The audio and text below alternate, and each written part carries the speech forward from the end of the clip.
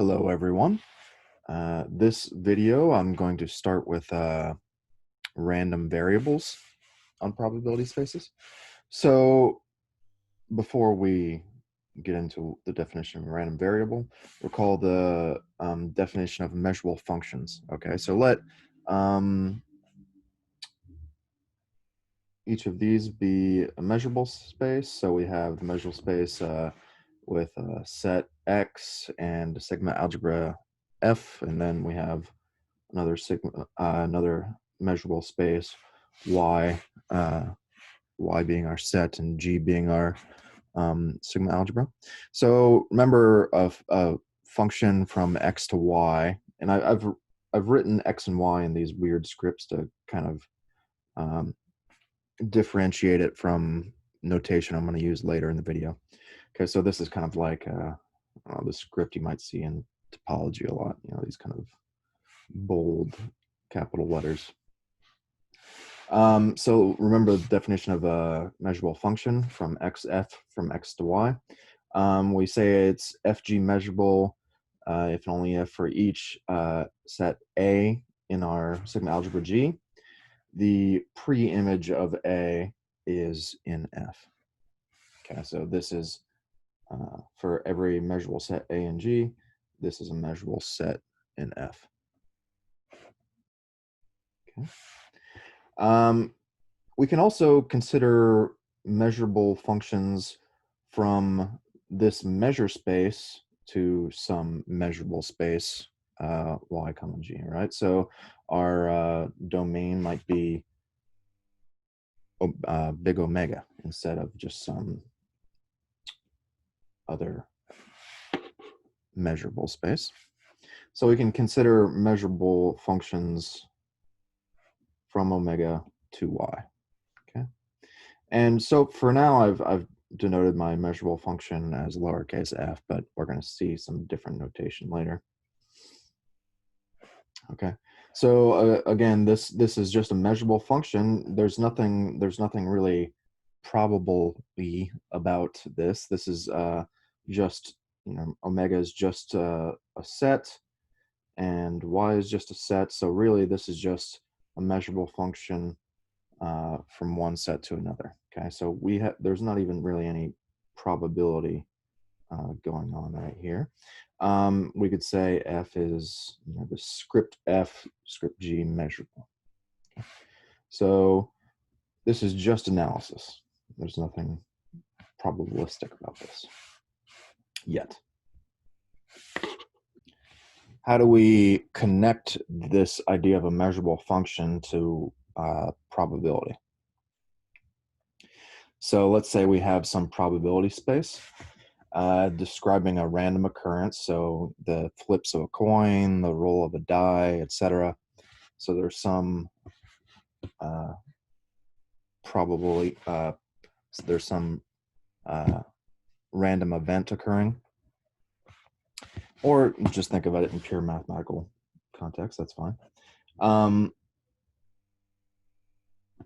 When we just have the probability space, we think about things like probability of, some event, some primitive events, little omega occurring, or maybe the probability of a subset of omega, some measurable subset of omega. We can talk about the probability of an event in that set occurring.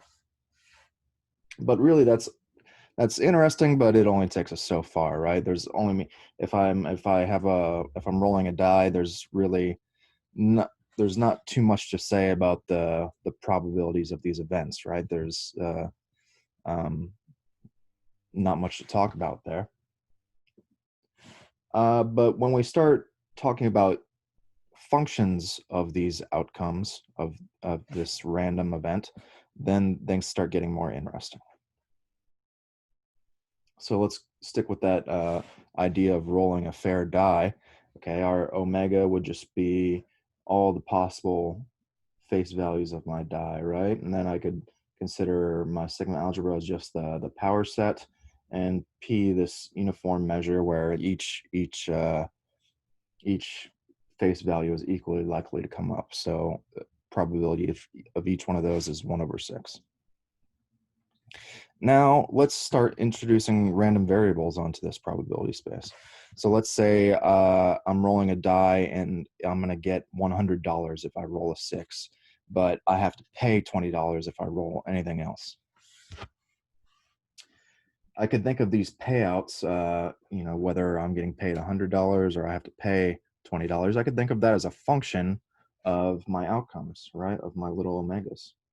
So that I'm going to denote that as capital X. Okay, so big X. So X not to be confused with the X I used earlier for set.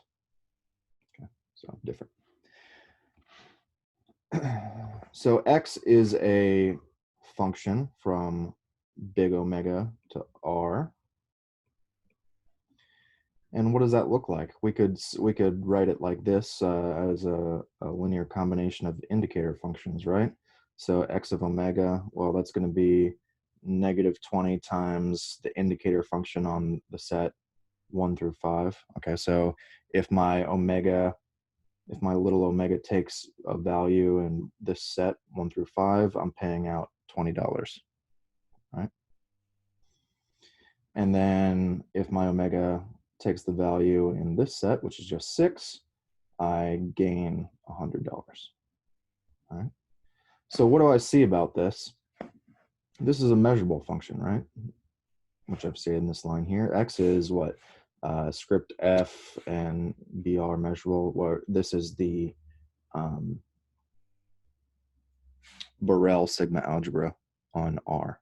All right. This is kind of the default sigma algebra when we're talking about sigma algebras. This is, there's pros and cons to this. This is got a fairly nice construction, but maybe it's not complete. So pros and cons there. But this is kind of the default sigma algebra to work with, unless stated otherwise. Okay, so looking back at our X, our definition of X, it's just a sum of it's a linear combination of indicator functions, right? And let's see, each of these sets is a measurable set. Okay, so these indicator functions are measurable, and then I have a linear combination of them, so my random variable X is measurable. Okay, so in particular it's FBR measurable. Okay, now let's discuss some terminology. Okay, a random variable is just one of these measurable functions on a probability space. So this X we defined up here, that's a random variable. It's just a measurable function on a probability space. Okay, so that's all the term random variable means. Okay, so random, referring to the fact that we're working on probability space. Variable, I suppose you could think of it as denoting the fact that it's not deterministic. There's some change going on. There's some unpredictability to it. It's not deterministic. But it shouldn't be confused with a independent variable or dependent variable. Right? This is one random variable is just a measurable function on a probability space. Recall from analysis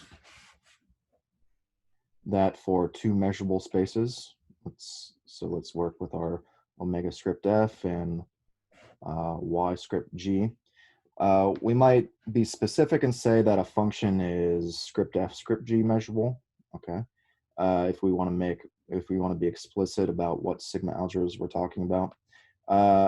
Sometimes we'll just say F measurable or just measurable. Right, so you might see all of these phrases.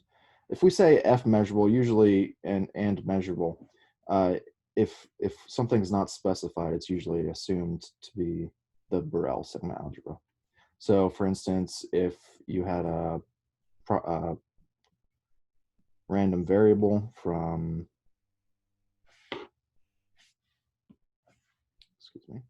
omega to y, and we have the probability space omega fp, and we said it was f measurable, well then we would assume that what we meant was f by, or excuse me, whatever space y is, let's see, oh yeah, by measurable. Okay. And if we just said it was measurable, maybe we would assume that meant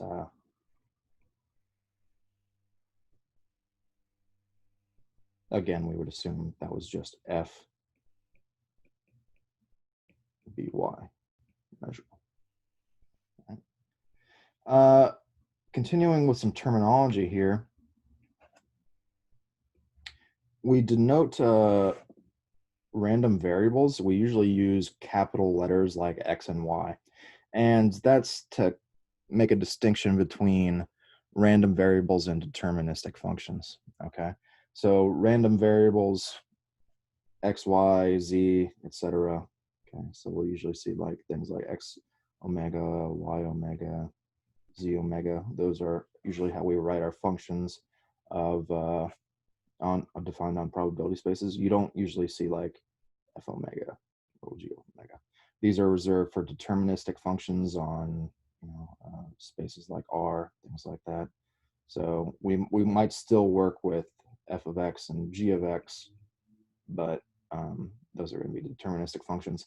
And the distinction's important because oftentimes we have to work with random variables and deterministic functions simultaneously. So we might see, for example, we might have to work with like a deterministic function of a random variable or vice versa. So we need some notation to say, so that we can just look at this and say, okay, this is deterministic and this is random.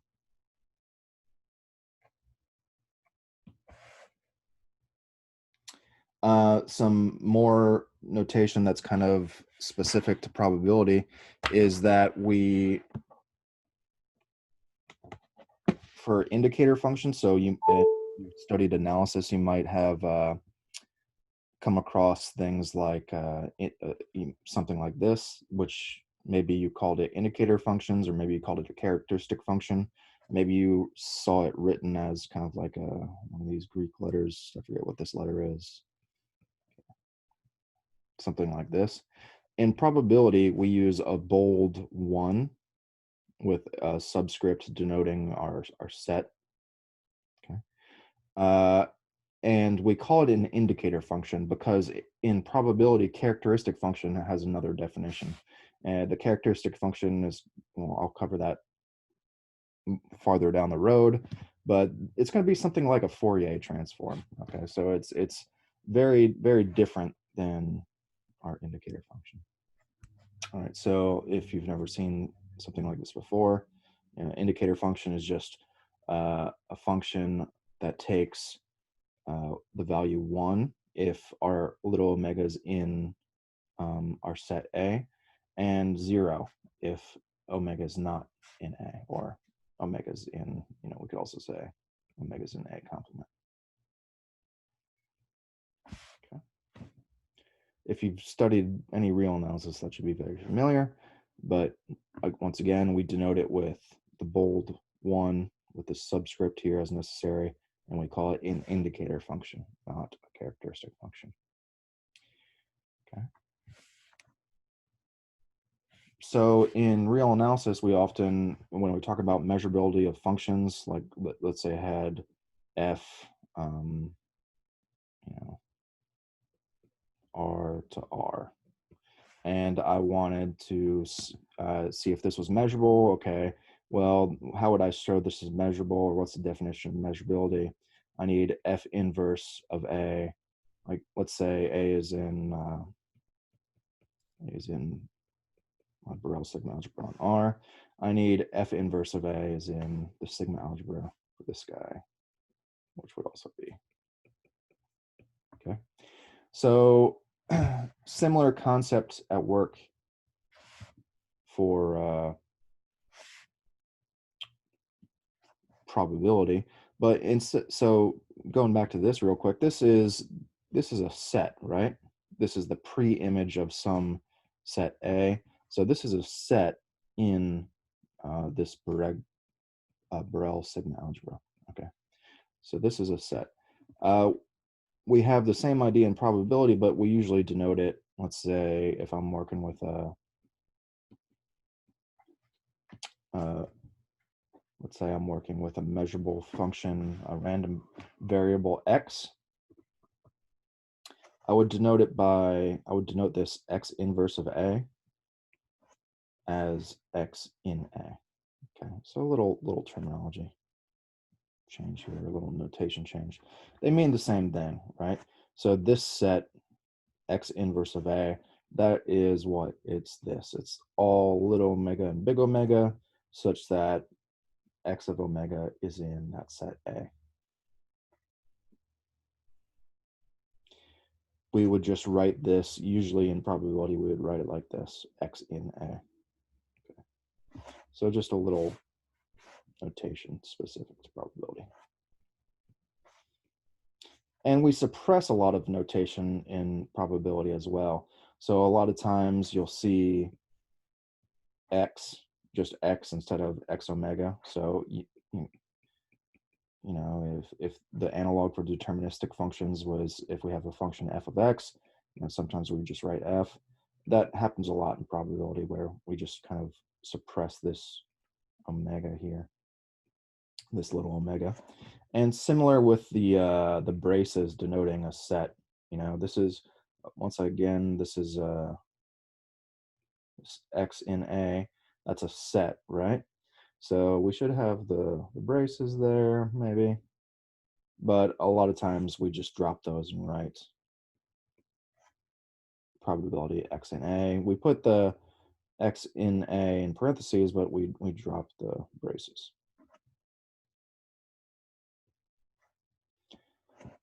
Some more, you know, the probability has a lot of notation specific to it. So just some miscellaneous stuff, some miscellaneous terminology in probability. These are all equivalent on a probability space. Almost everywhere we just say almost surely instead. Instead of saying in measure, we a lot of times say in probability. And like something like weak convergence concepts from analysis, functional analysis, we might say convergence and distribution. If you aren't familiar with, you know, you should probably, this should make sense if you've studied some analysis, this too. We'll cover this a bit later. Well, much later, not in this video. And there's a lot more. That's just a little sample. Okay, let's go back to, so that was some notation. Let's go back to this theory. So most commonly, we're going to deal with real valued random variables from omega, a measurable function from omega to r. It's not a rule, okay, but that's the most common. And sometimes we'll have a random variable from omega to rd, rn, whatever you want to call it. And sometimes we make the distinction of calling this a random vector. If this is, you know, this is dimension greater than 1, maybe we'll call that a random vector, but it's not a rule that we have to call this a random vector as opposed to a random variable. You know, the distinction's kind of arbitrary. Maybe there's some special techniques we use to work with this multi-dimensional stuff. You know, we have to maybe take independence into consideration, which we'll define later, things like that. But really, this is a x to r from x from omega to rd. That's still a random variable, but you might hear it referred to sometimes as a random vector. You may have also heard random variables be referred to as discrete or continuous. And again, that's a distinction that's made in undergraduate level probability courses a lot, but it's not too important of a distinction. Okay. They're all just random variables. Um, we deal with them using the same techniques, maybe little adjustments made for discrete or continuous, but it's not too much to worry about. So once we have these random variables, we want to be able to talk about what's the probability that these random variables take a certain value, like probability that x equals some little x, or probability that x is taking some value in some set A. Okay, and we also want to be able to talk about maybe we haven't defined this yet. This is the expected value of x, which we could think of kind of as the average value of x. There's a discussion to be had about the exact definition of expected value, the intuitive idea you should associate with that. But once we have these random variables, there's a lot we can discuss about the random variables. Okay. So it opens up a whole new avenue of inquiry. And to develop some tools to talk about these random variables, that's kind of the next section of this video. So the first thing we'll talk about for random variables is distributions and densities. Okay. And before we talk about that, I want to say that for random variables, I'm going to make another video with that's just all about random variables, the different random variables that you might commonly see and their distributions and densities and all that. So right now is just kind of the theoretical overview, and then I'll give some examples in another video. But moving on to distributions and densities, let's dive right in. So let's consider a probability space and a measurable space, S script S, and let's say X is a random variable from omega to S. Remember, random variable, just measurable function defined on the probability space. Let's say A is in script S, so A is in the sigma algebra. We would like to be able to answer the question, what's the probability that X takes some value in A? But let's look a little bit about what this actually means, the mathematical definition of this. Okay, this is a measure defined on our probability space, right?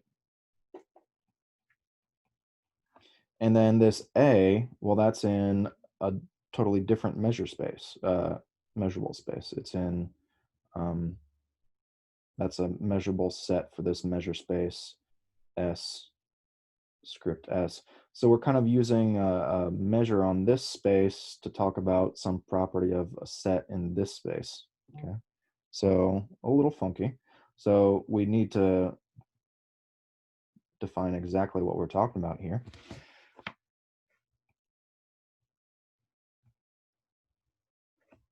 Okay. So what is the precise definition of this? What is the precise meaning of that? Well, remember this is some probability notation, right? What is X in A? Well, that's just this set.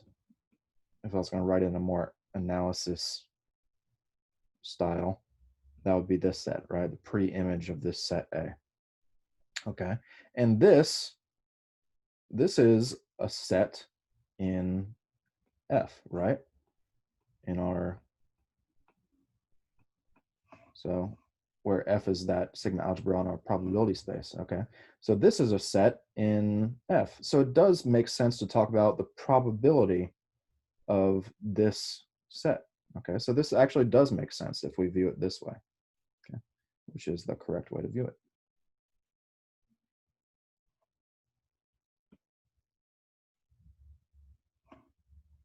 Okay.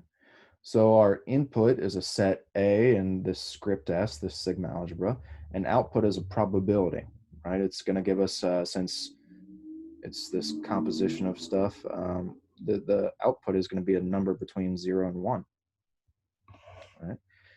In other words, this P of X inverse of A, that's a set function, a positive set function from script S to 0, 1. What does that sound like? Well, a positive set function, that's part of our definition of measure, right? So this is sounding a lot like a probability measure. But this probability measure is now defined on this space, S script S, and not on omega F. Okay, so we've taken X and we've kind of combined it with our probability measure on our probability space, and we end up with a probability measure on this space, on our state space.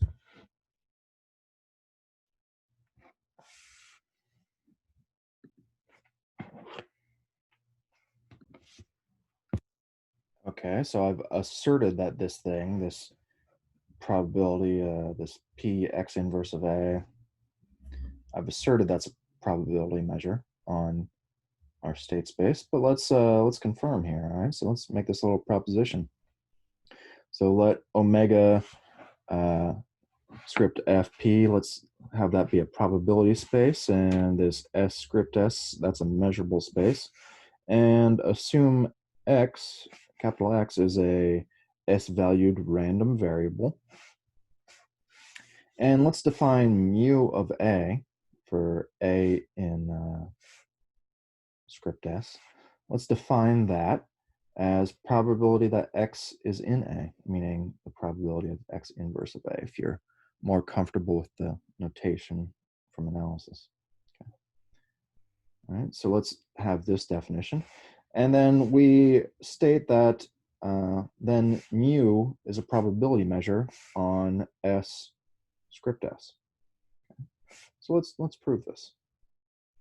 What do we need for to show something's a measure? First of all, we need we need this mu to be a non-negative set function. We need it to have the mu of the empty set be 0, and we need countable additivity, right? So let's first show that mu is a measure.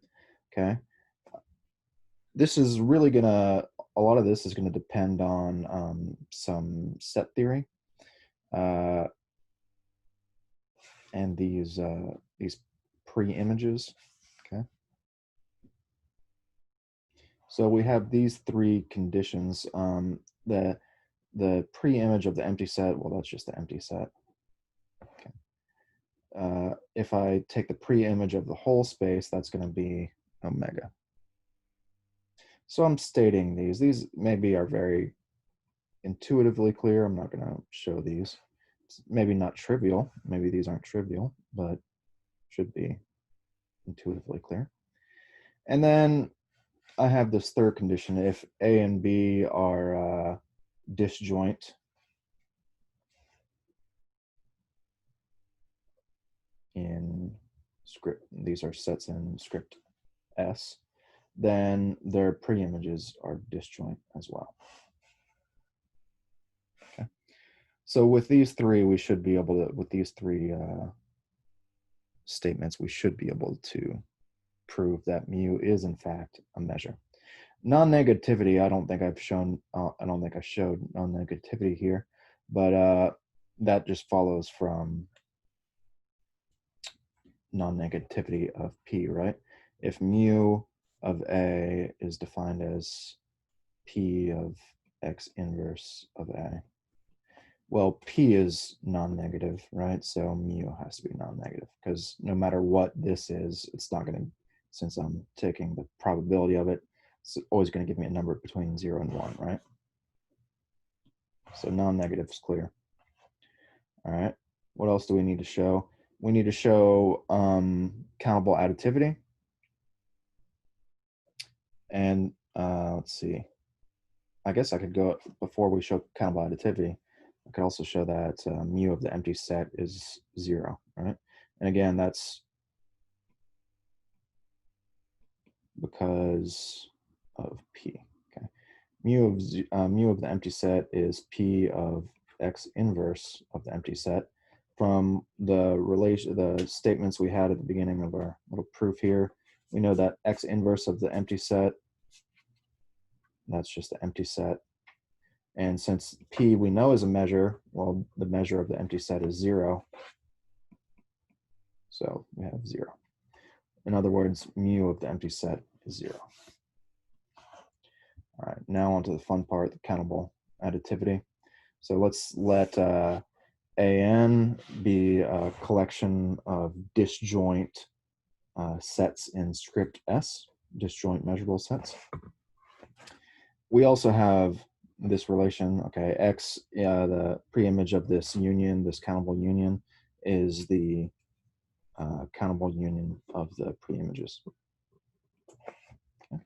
So with that fact in mind, we have mu of the union is the probability of the preimage of the union, which is equal to the probability of the union of the preimages. And these, by this point here, all of these sets in this union are disjoint. And since P, we know, is countably additive, we can split it up as this sum here. Okay. And then just remember that each one of these is equal to mu of AN. So we have mu of the countable union is equal to the sum of the mu's of AN. Finally, okay, so we've shown mu as a measure. Okay, we've checked all the conditions to show that mu is in fact a measure. We want to show it's a probability measure though, so we need to show that mu of our entire space S is 1. Okay, so we have that here. Mu of S equals P of the preimage of S. Preimage of S is just going to be omega. P of omega is 1. So we have mu of S is equal to 1. So we see that, yes, mu is a probability measure on this measurable space S script S. We could think of this measure mu as being induced by the random variable X. It's totally dependent on X, right? It's coming from P, the probability of the preimage of X. Okay, so really this X is crucial. The P is pretty crucial as well, but we could have a lot of different random variables defined on the same probability space and get a lot of different distributions. So think of kind of P as maybe fixed, and then these measures are just completely dependent on our random variables that we're choosing on our probability space. So we call this thing, we call this probability measure on this new measurable space S script S. We call this mu on this measurable space. We call this the distribution of X. Okay, so really it's the distribution of X, of a random variable X, is just the probability measure induced on the state space. And we denote that by this little x tilde mu. Okay, so that is to say that X has distribution mu. If we want to make the dependence on X clear, we might write mu sub X instead of mu. Okay, they mean the same thing.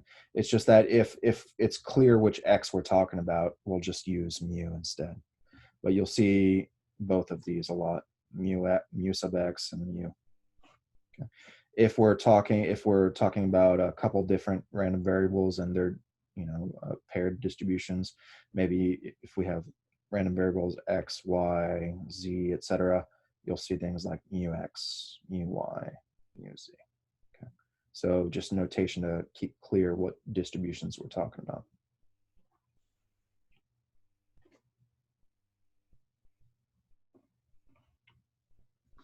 Okay, so now we can revisit this idea of the probability that X is in A.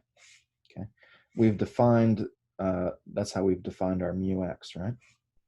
Okay, so really this is a measure on these sets A. Okay, and maybe it's a bit more clear if we look at it like this. All right. So the good thing about this is that this is a probability measure on S script S, and usually this measurable space is easier to work on than our probability space. Okay. So think about analysis. If I have the measure of a set, that's equal to the integral of the indicator function on that set, right?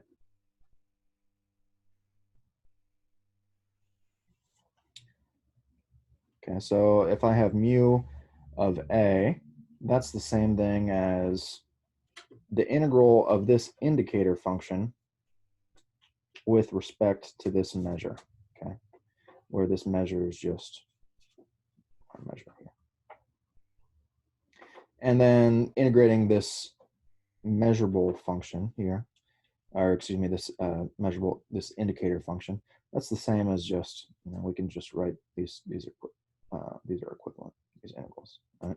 Instead of integrating on the whole space, I just integrate on A, and I can just drop the indicator function.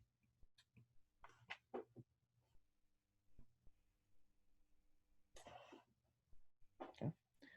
So to find this probability that X is in A, we could just integrate on our set A with respect to this measure we've induced here. And the good thing is we're integrating, where are we integrating? We're integrating on this measurable space, which if let's say we're talking about a real valued random variable, this measurable space would look like that. So now we're just integrating on R with respect to some measure. Okay, so pretty straightforward, unlike maybe integrating on the probability space. And now that we've defined these distributions, we can talk about continuous and discrete random variables. So we say that our random variable X is discrete if its distribution mu of X is a discrete measure on this measurable space S script S. In other words, there's a countable collection of points, call them Xn and S, such that their sum, so these are disjoint, these are all disjoint, by the way, distinct points, you could call them distinct points. So the sum of their measures is equal to 1. So we could think of, okay, let's say I flip a coin. So my omega would maybe be heads and tails. And then my sigma algebra is just my power sets. P is, that uniform measure, 1/2 to each of these possibilities. Okay, and then I could think of this in terms of the distribution, right? What would be the distribution of this? Well, first I need to define a random variable, right? So let's say X is my random variable where we could just have the indicator function on heads, okay? So my random variable just takes 1, it takes the value 1 if heads, 0 if tails. What's the distribution of X? Well, it's a probability measure. This is a real valued random variable, right? So it's a probability measure on the whole real line. What's the measure of everything? Let's see, the measure of 0.0, okay.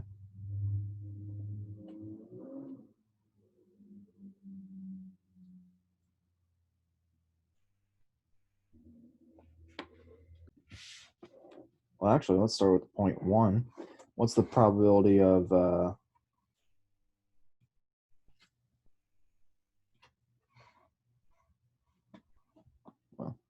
let's think about what mu X is. Okay, what's the measure of this 0.1? Okay, in other words, what's the probability that X equals 1? Well, that's 1/2, right? So mu of X assigns a measure of 1/2 to this point at 1.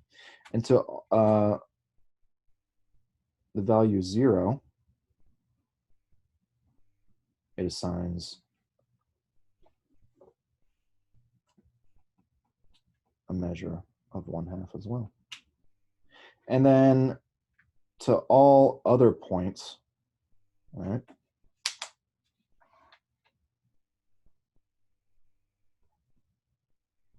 column C,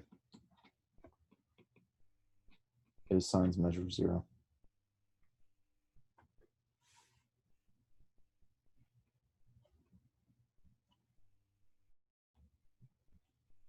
Which we could write like that. Okay. And this would be a discrete measure, right? Because there's a countable number of points, actually a finite number of points, 0 and 1, such that their combined probabilities is 1.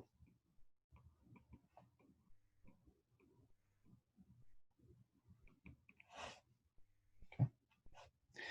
So if you have a good concept of what like a discrete is, meaning like a countable number of values, usually a lot of times finite, okay, maybe it's intuitively clear what a discrete random variable is. We could think of the distribution's concentrated in a countable number of points, so it's not going to be spread out over an interval. It's going to be defined on a countable number of points, and a lot of times finite number of points. On the other hand, if x is continuous, what does that mean? A random variable x is continuous if the distribution of a point is 0 for all points in the state space, or set S. Okay, so and this would be something like a random variable uniformly distributed on 0 to 1, right? So the probability of picking any one of those points is infinitesimally small. It's 0. All right, but maybe if we consider the probability of an entire interval, then we're going to get a positive number. Okay. As I said, a lot of times we're going to be dealing with real valued random variables. And when we deal with real valued random variables, we can construct this special tool called the distribution function. So not to be confused with just distribution function, what is that? Well, it's this function f of x, and we're going to define that as the probability that our random variable capital X is less than or equal to this lowercase x, okay, where this is just some value in R.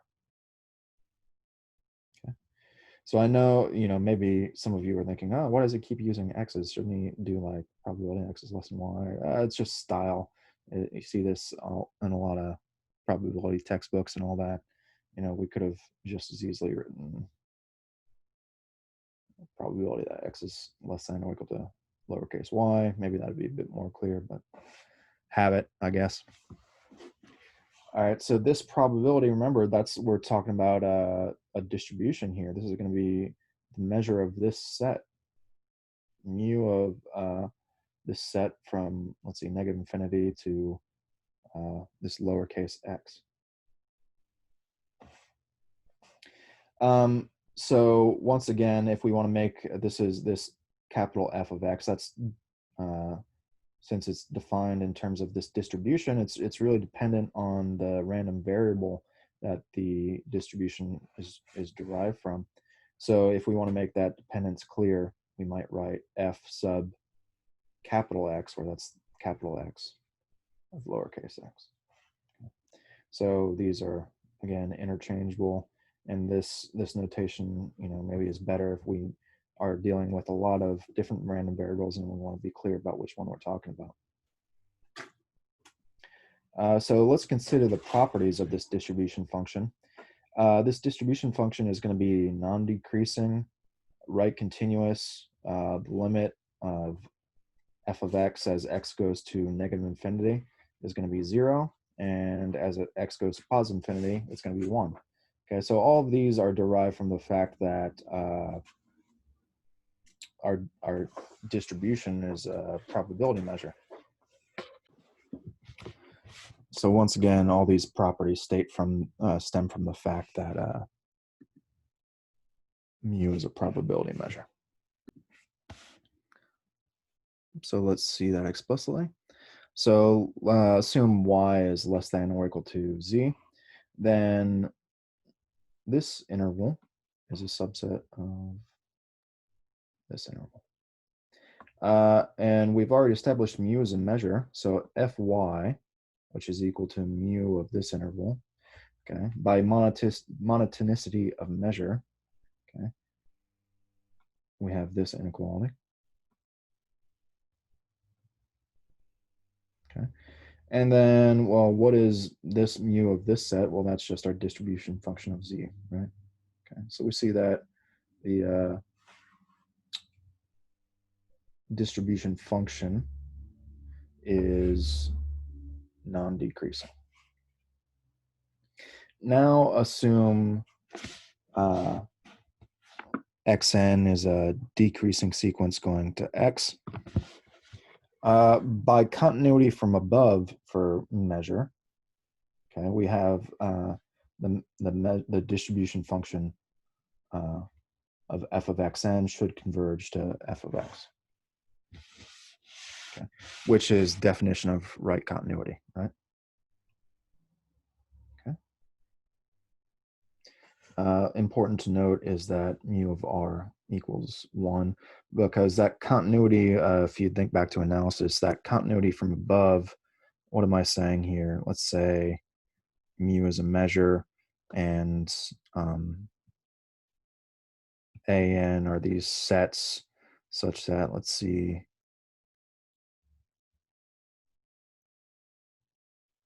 an contains an plus 1, and so on. Okay. If one of these is finite, has a finite measure, then mu of their intersection will be the limit of this. Okay. So, but we need that property that at least one of these sets has finite measure. Okay. So that's why I've stated this mu of r is equal to 1. Okay. So we can use that continuity from above. Okay. Once we have that, okay, think about the limit of f of xn as xn approaches x from above. Okay. What is that?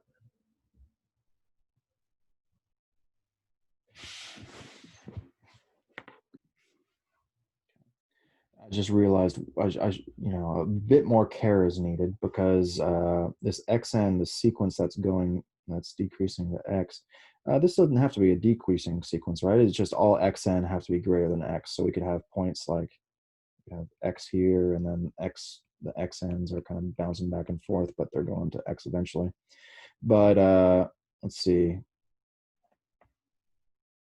If we consider like an to be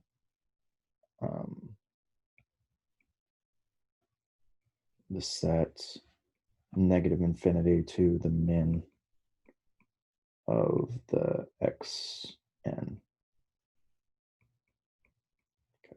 Then it should work. Then we should have these sets like this. Okay. So maybe a slight modification is needed here. The reasoning should still be the same, though.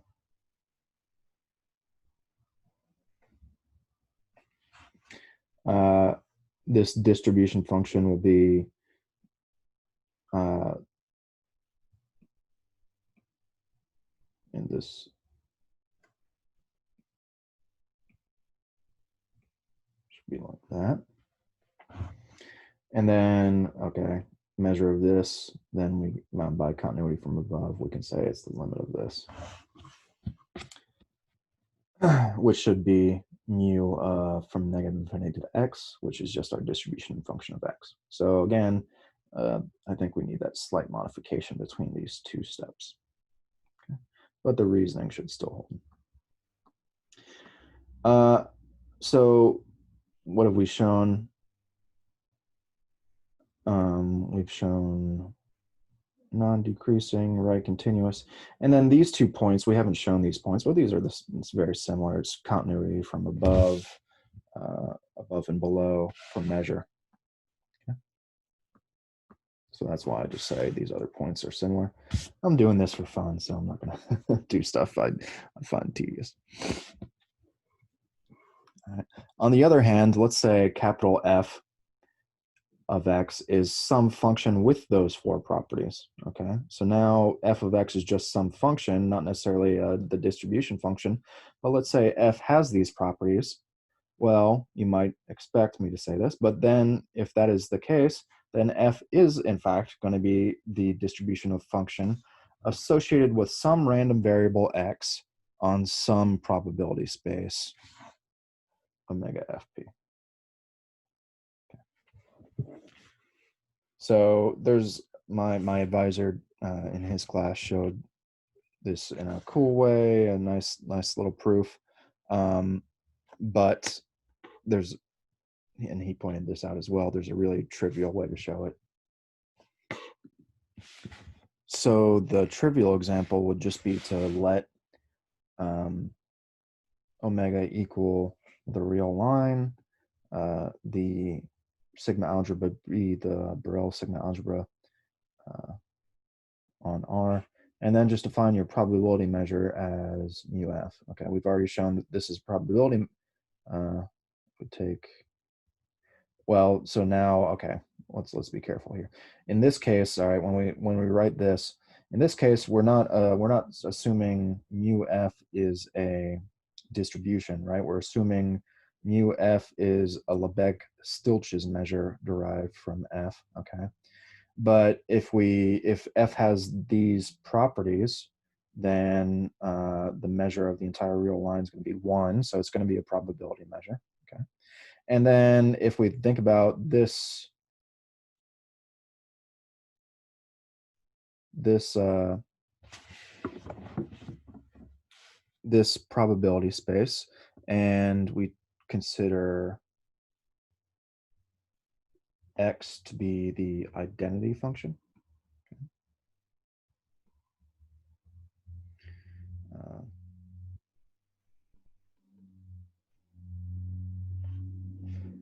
Then let's see, this will be a random variable. This is measurable.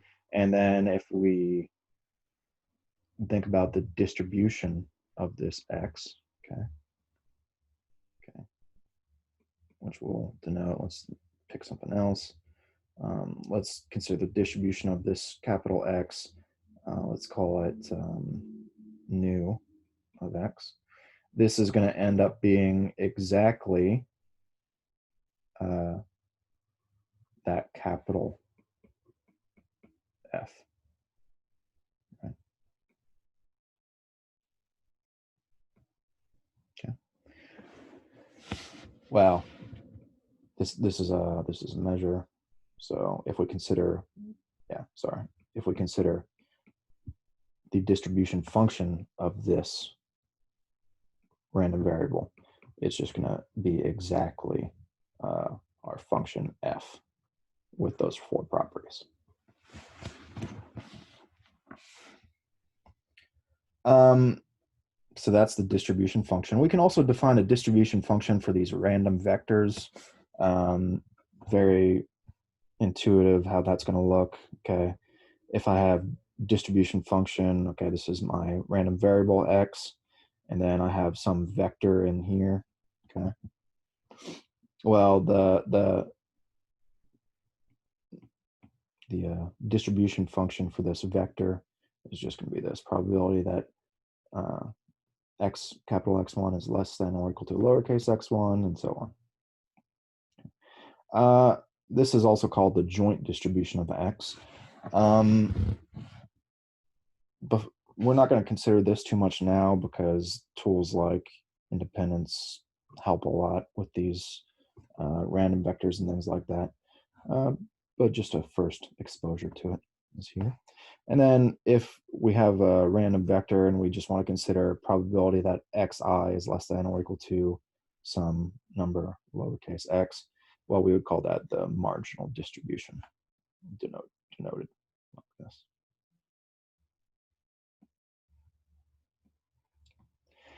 Now that we've defined distributions, okay, think about distributions now, the measures. If we have distributions stemming from two different random variables, okay, when are they equal? What does it mean for them to be equal? So let's let X, capital Y be two S-valued random variables. So taking values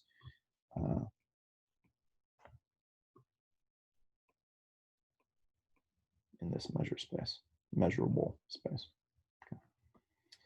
Okay. They may be defined on different probability spaces. So maybe X is defined on, some probability space like this. Maybe Y is defined on a totally different probability space like this. Okay. But they're taking values in the same measurable space, this S script S.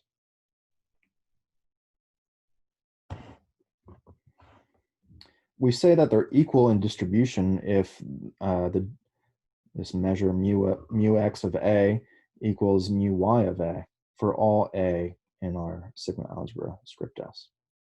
And we can denote that by X equals with this D over it. Y, I've also seen like X equals with kind of a subscript Y. Okay. So that means X equals Y in distribution.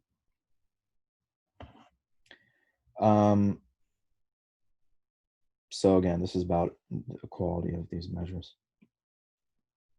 And again, to drive home the point that these random variables might be defined on different probability spaces, let's consider a quick example. So I have omega f p. Let's let this be my probability space for my fair die rolls. Okay, so this is all the outcomes from 1 to 6. This, power set again, that uniform measure. Okay, and let's let x of omega equal this indicator function for 1, 2, 3, the set 1, 2, 3. Okay, so this is equal to 1 if omega is in 1, 2, 3, and 0 otherwise.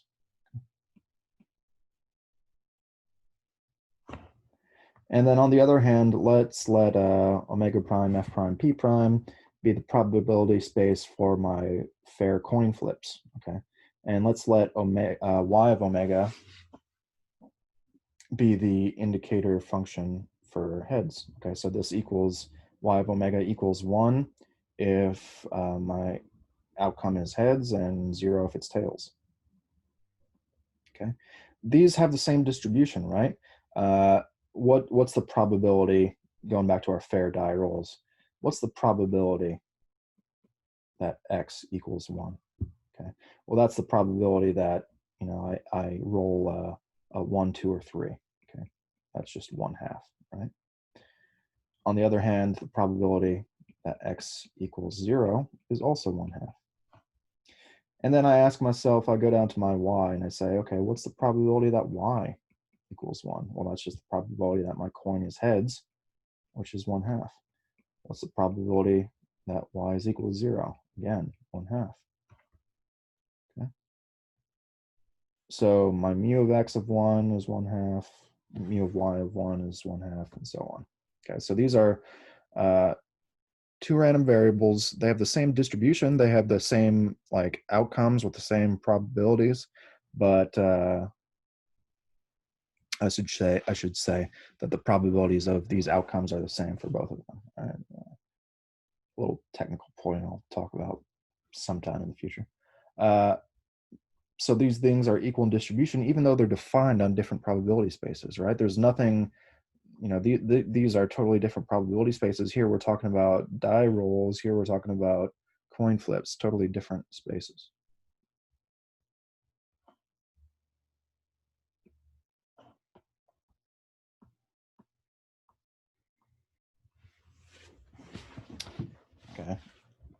winding down a little bit, last topic I want to cover is densities. So this would be, now we're going into density functions. So we've defined a random variable x, and we've defined the distribution mu of x, this measure that x induces on our space and our state space. And usually we're thinking about real valued random variables. So maybe we can think about this as the measure on R that x gives us. What if mu of x is absolutely continuous with respect to the Lebesgue measure? Okay, so maybe you guys know what this means, maybe you don't. Okay, so I'm not going to explain absolutely continuous and all that. So hopefully you know what it means. So if mu of x is absolutely continuous with respect to the Lebesgue measure, then we know there's going to be a Radon-Nikodym derivative, right? Some function f. And it's going to be integrable, and it's going to be greater than or equal to 0 almost everywhere. And what is the Radon-Nikodym give us? Radon-Nikodym derivative give us? Mu of x of a, this measure of my set A, okay, is going to be equal to the integral of f with respect to the Lebesgue measure. This is the Lebesgue measure here on that set A. So acquaint yourself with the, what's the name of the theorem? I think that it's the full name is the Lebesgue Radon-Nikodym theorem. Okay. So check that out.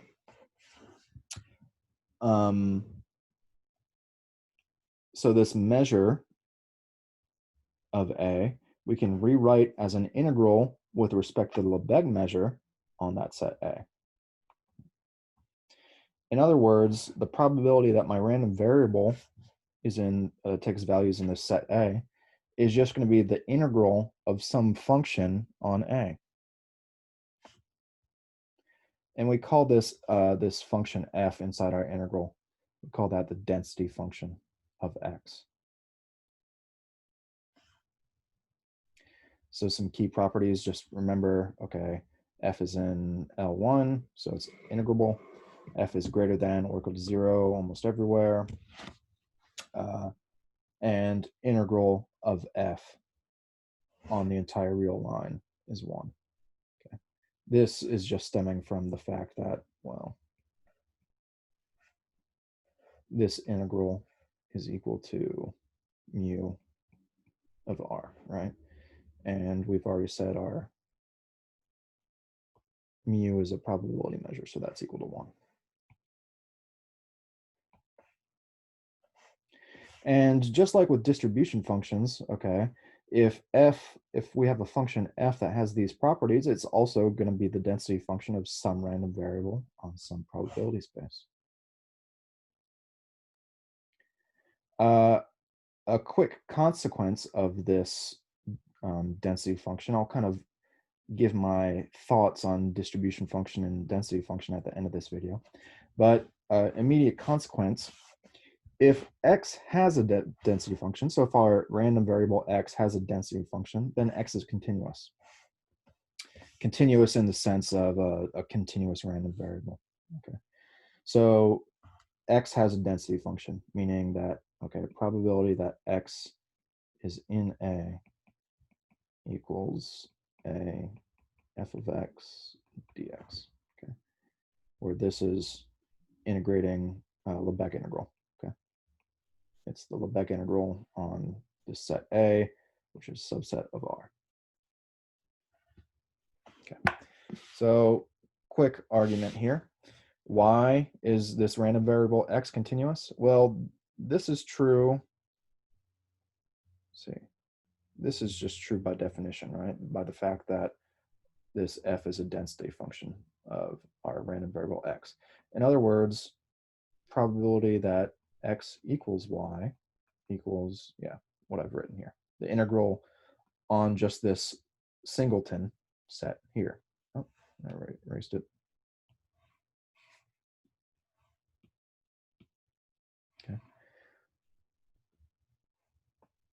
So in other words, the probability that x takes this specific value y is just the integral of my Radon-Nicodemus derivative on that singleton. And since f is in L1,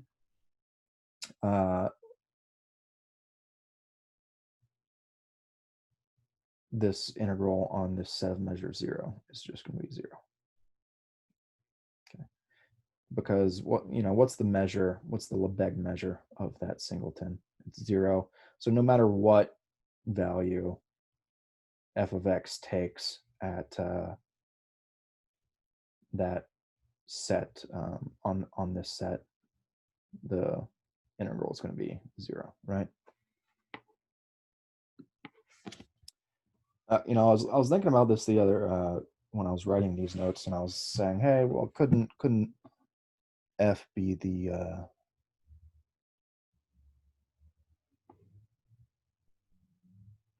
Dirac delta function?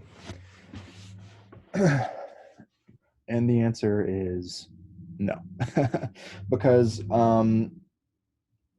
then our mu wouldn't be absolutely continuous with respect to the Lebesgue measure. And so f wouldn't be a density. We wouldn't have a density. Okay. So this holds. Since this is true for all y, since we just chose y arbitrarily, it's true for all y in our on the real line, and thus x is continuous. Okay, so remember continuity, probability that x equals y equals 0 for all y, right? So we have by definition our random variable is continuous. So now that we've introduced these density functions, we've kind of reached our highest level of convenience. That's kind of how I think about it. So this is kind of my viewpoint on what distribution function and density function, why they're useful. Maybe it's apparent to you guys, but it's a little bit of my view of probability as well. And that's still developing, so I don't make any claims of total understanding. But the way I think about probability is, okay, we have this probability space, right? Our omega script FP, and it's very abstract. It's I've kind of drawn it as this dotted shape, just trying to convey the fact that I think about it as this kind of nebulous abstract thing. This isn't, it's not necessarily a vector space or anything with a nicely defined structure, right? It's this mathematical object, and we're trying to encapsulate these random events that are occurring with it, but it's hard to work on, right? How do we integrate on something so abstract? We could write a bunch of symbolic notation, like okay, I'm integrating on omega, this, okay, integrating this random variable, which is a function of these omegas, and I'm integrating with respect to that measure. Yeah, great. You've written it symbolically. How do you actually work with it? What if you need to find some numerical values, something like that? Okay, that's kind of why we need to develop these distribution functions, just density functions. So once we have our random variable x, right, that defines a measure on R, on our nice vector space R. Or, I've used R and the real line and its sigma algebra here, but I've chosen R just for convenience. This could be some other space. Okay. I'm trying to do everything in as much generality as possible. So when I write things like R, the Borel sigma algebra of R and all that, that's usually just for convenience. So our random variable takes us from this kind of abstract space up here that might be kind of hard to work on, and it takes us to, it can take us to something much more convenient like the real line. And now when I'm thinking about probability, what's the probability that X is in A? Well, that's just going to be my distribution function, right? It's just this measure. Okay, this is a real measure on the real line, and this is a set, measurable set. So it's just the measure of some, measurable set. So I've taken it from kind of abstract to concrete. And then the density function is in even more convenient way. If we have a density function, we don't always have density functions, right? If my measure is absolutely continuous with respect to R, then instead of, maybe integrating, up here, maybe I'm integrating, if I wanted to find, again, if I wanted to find probability that X is in A, right? That's mu X of A, which is like the integral on A with respect to that measure, right? Okay, but maybe integrating on this measure is hard, right? This is kind of this measure is derived from X, so maybe I don't know exactly what that measure looks like, or maybe it's hard to work with. But if it's absolutely continuous with respect to the Lebesgue measure, then I can rewrite it as a Lebesgue integral with respect to the Lebesgue measure, okay? And now I'm just integrating some function with respect to the Lebesgue measure on R. So now, I have all the tools in my mathematical toolbox all the way down to Calc 1. Now I can apply, nice integration by parts and things like that, and change of variables to these integrals and get some very concrete numerical results. Okay, so it's going from all this theory allows us to go from this kind of abstract probability space down to integrating some function on the real line. So that's the usefulness of these distribution density functions, and that's kind of how I view them. Let me know if you guys have different viewpoints. So I know this video's, I think it's gotten pretty long. I've tried to cram all this into one video. I apologize. Hope you enjoyed it.